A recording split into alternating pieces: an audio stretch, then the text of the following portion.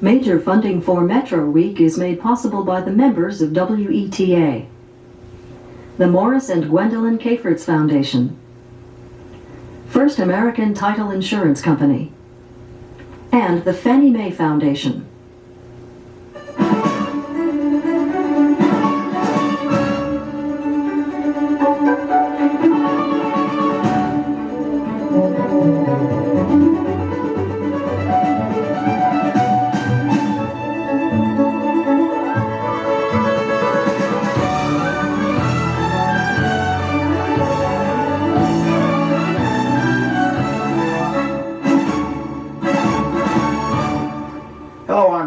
With Dave McConnell of WTOP Radio, Mary Jordon of the Washington Post, and Tom Sherwood of WRC-TV4.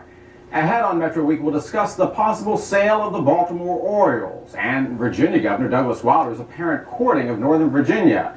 But first, we'll look at the debate over gays in the military being conducted this week on Capitol Hill, particularly from a local angle. The Washington metropolitan area has strong military and strong gay populations.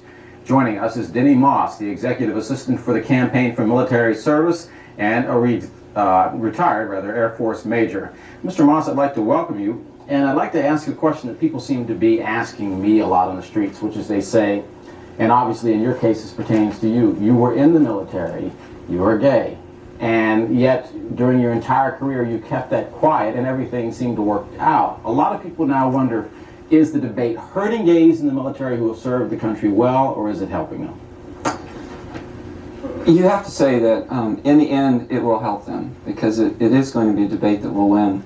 The reason that the position that we have right now is hurting gays in the military is because it's not a healthy life to have to keep something hidden, something that's essential about your personality and your lifestyle. But is your sexuality, gays are arguing it has nothing to do with whether or not you can fight and serve and die for your country. Since it has nothing to do with those factors, did it really affect you in the military, keeping it secret for all these years? Well, I would have to ask back, how would a heterosexual feel if they came into work on Monday morning and were asked what they did over the weekend, and they had to say, well, I spent the weekend watching TV, when in actuality they were out with their wife. But in much of society today, and congressmen and senators tell me this, the feeling is that homosexuality is immoral. We can't compare this to the black experience in the military where it was rank discrimination. This is something that people have judged as being a wrong style of life, and they don't want to be associated with it, and they feel that if it is in any way recognized, it is encouraged, and it will hurt the military services. How do you respond to that? Well, I respond to it first by saying that the arguments being used against gays in the military are the same arguments that were used back in the late 1940s against African Americans being integrated into the military. The morality question is a deeper question, but we also have to go back and see why we are considering this an immoral kind of orientation. The subject is very extensive. If you want to use the Bible as your basis, slavery was condoned in the Bible. The place of women in the church was supposed to be silent. Mm-hmm. This just seems like such a ludicrous debate to have in 1993, because it seems that, let's say that the ban is still in place and we go to war and we have a draft. Does that mean that if you declare that you're gay, you don't have to go? I mean, that do you have to prove that you're going to? Those questions and arguments have come up in the hearings recently. Yeah. And it has happened. There are documented cases of gays who declared they were gay during the draft and were still allowed to enlist. And served very well. Tell us what your organization wants to do. The way it's set up now is there are going to be these series of hearings for Sam Nunn's committee, this Armed Services Committee, and the president's going to make a decision on the ban engaged in the military in June. What is your organization doing here locally in Washington? It is based in Washington? It is based in Washington. It has national support. We have a number of endorsing and supporting organizations across the country. Our demonstrate, or are you going to just do? No, our objective is to use a number of areas to build support for the president. We know he's a principled man, and he is going to sign the executive order that will lift the ban on gays and lesbians in the military.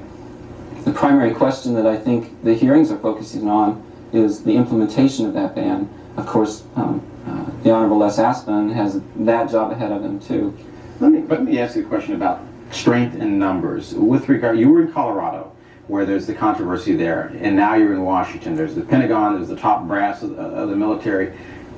Are you observing a strong gay presence in the local military here?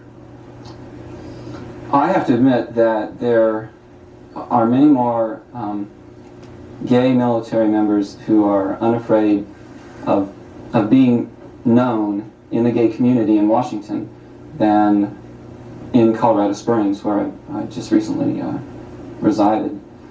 But then again, you have to realize that when I was in the military, I was not openly gay, and so I was not really a part of the gay community. But as regards this issue and as it's unfolding on Capitol Hill, the concern among critics is unit cohesion, that essential characteristic that we must have in the squad, in the platoon, in the battalion, in the regiment, on up and down the chain of command, that everybody is fighting or helping everybody else and that they can get along with everybody else. And the concern is that cohesion will not work if we have openly gay people in the services. How do you respond to that? Well, I respond to that because I think leadership is the key. Unit cohesion, you're right, is the primary argument. But the answer to that is strong and effective leadership. We know that thousands of gay men and lesbians have served in the military, some even openly, and they have remained parts of their units, especially when they were necessary or essential parts of their units, and their commanders didn't want them to be released. When I was at the academy, I was a member of the last class, the last all-male class at the academy. There was extensive turmoil about allowing women into the academy, but leadership got us through, and leadership will get us through this case too. But one of the debates, and even with regards to allowing women in the academy, was where do you put them after hours, etc. Will there be separate showers? Will there be this? And with regards to gays in the military, should there be separate showers, separate facilities set up for those that have come out and said that they're homosexual? I don't think that's necessary. There's a difference. There's a right to privacy argument, and there's a conduct argument. But can you understand how a heterosexual might be hesitant to, once you've come out, to be in a public facility with yourself? Sure, but heterosexuals, and there are open homosexuals that know each other, that shower on sports teams, going through school. It happens all the time. If heterosexuals observe some type of misconduct, then they report it. And the first thing they can do is say no. I mean, if a heterosexual man learns how to say no, then he might realize what a woman means when she says no. Well, even Lawrence Korb, the man who was in the White House and wrote the rules for the current ban, has said he's completely changed his mind once he looked at gay soldiers who served well and were kicked out because they either came out of the closet or because someone found them out. And what he said was, all we've lost as a country was good soldiers. And it didn't seem to matter that they were in bunks next to each other. All of the arguments are just very irrational. Lawrence Corbett is a prime case of someone who has changed his mind on the position after he's looked at the arguments. You cannot rationally discriminate. Let me ask this question. If a supporter of the ban were here, he or she might say, well, and as Sam Nunn suggested in the hearing, what happens in the community, the NCO club, the officers club, is that the position that without the ban, that there would be openly gay lifestyles in terms of just male couples or female couples dancing at the club. I mean, this is things people are asking, so I'm asking these because they would ask them if they were here. Is that the objective? We have to answer the question too. What does it mean to be openly gay?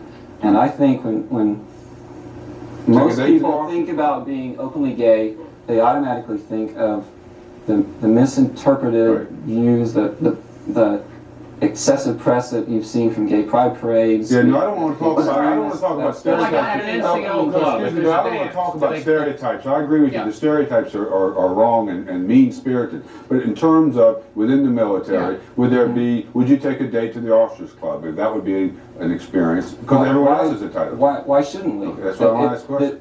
The conduct rules should be the same for homosexuals as they are for heterosexuals. And if there is misconduct it should be applied equally across the board. So you're yet, saying right that now- under the present, if the system were to change as you see it, as you envision, I guess utopia, it would be that you would show up at the officers club with a male date, and you would see nothing wrong with that. I would see nothing wrong with that.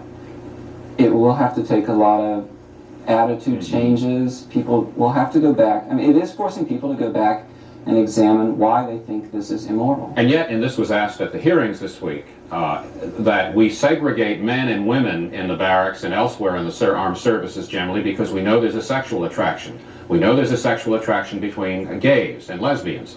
How do we deal with not segregating them with that attraction there? Again, you have to go back to the conduct rule. That you segregate men and women because it's generally accepted in society. You grow up that way. There are men's phys ed classes and women's phys ed classes. Everything just seems to be segregated that way. Though you have to admit a lot of things are going co-ed. Can you, How much Co-ed time do you dorms in feel? college. Co-ed dorms and colleges, exactly. Yeah. But men, heterosexual men and gay men have taken showers together all the time and they probably didn't even know it. The other thing you have to look at is the argument concerns public facilities. I mean, right? If you have private facilities, there's no problem there. I want to ask you a question about violence. So Let me finish this sorry, one. go In ahead. a public facility, you have to really ask yourself, how many gay men are going to be in the shower? One, maybe two. How many heterosexual men are going to be in the shower? I can't really see a gay man making an advance on some heterosexual man in the shower when there are half a dozen of them. How much concern is there about heterosexual violence against gays in the military? There have been some military rank and file people have been very strong about predicting violence. What are the facts about that as opposed to the emotion? The facts are hard to determine because you don't have openly gay men or lesbians serving in the military.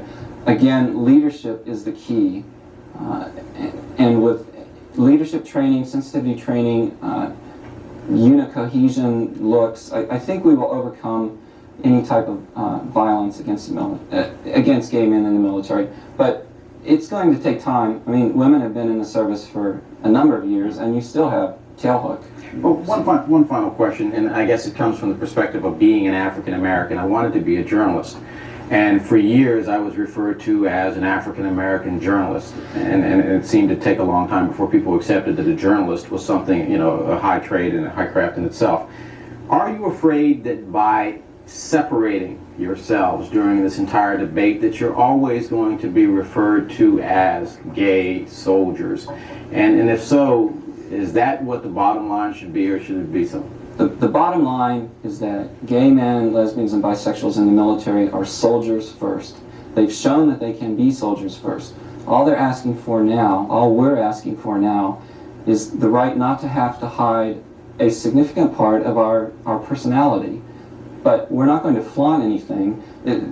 You need to be a soldier first. Everyone in the military is a soldier first, and whatever else falls after that is on down the priority list. Mr. Maust, thank you for being with us tonight. Well, up next, would you like to buy the Baltimore Orioles?